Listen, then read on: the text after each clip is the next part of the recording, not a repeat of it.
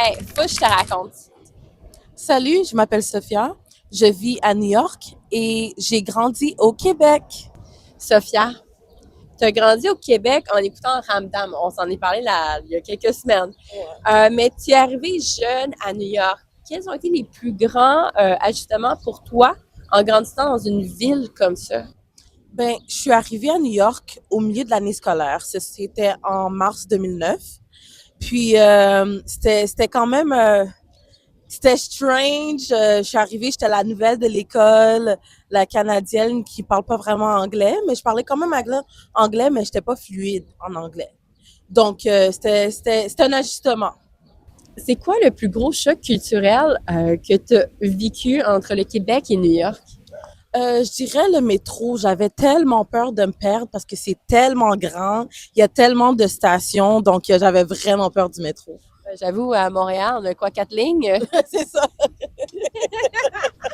Aujourd'hui, tu as lancé ton propre business. Est-ce que tu peux nous expliquer un peu ton parcours qui t'a amené jusqu'ici et ce que tu fais concrètement? Donc, à 16 ans, j'avais réalisé que je voulais me lancer en droit, que je voulais devenir avocate. De là, j'ai genre planifié un plan pour suivre une carrière en droit. Donc, après avoir fini mon bac en sciences politiques, je suis allée en faculté de droit. Et de là, après avoir obtenu mon Juris Doctor, un stage en tant qu'auxiliaire juridique. Puis après, je me suis fait recruter pour travailler dans un hôpital en administration de contrats de construction. De là, j'étais comme, OK, what's next? Je voulais faire quelque chose qui reflétait ma personnalité et mon parcours en droit. Donc, j'ai lancé ma propre entreprise qui s'appelle JD Equipped, qui a pour but d'aider des étudiants et des professionnels en admission en faculté de droit. Aujourd'hui encore, tu restes connecté au Québec. C'est quoi une chose très québécoise que tu as gardée avec toi, même à New York? Je dirais ma playlist.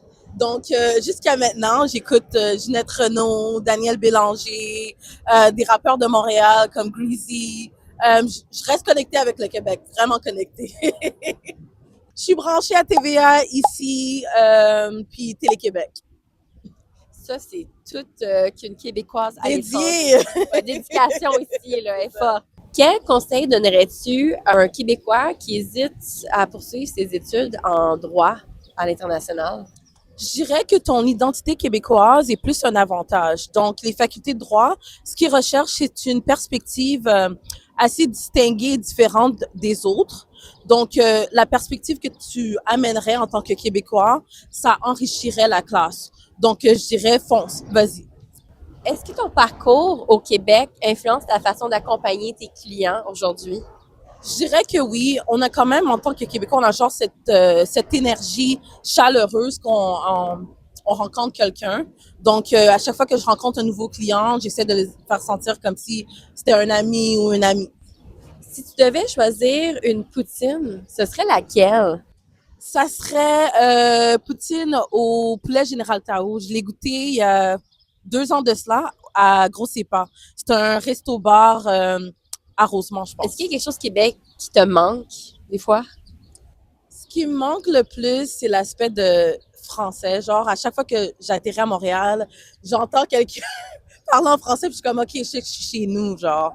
Ouais, je sais que c'est vraiment important qu'on ait notre propre communauté à l'extérieur du Québec, précisément à New York, parce que moi, j'en avais vraiment jamais vu. C'est bon. Donc, un petit rappel, pour juin, on va faire une Saint-Jean-Baptiste à New York. Donc, venez m'écrire si vous aimeriez y participer.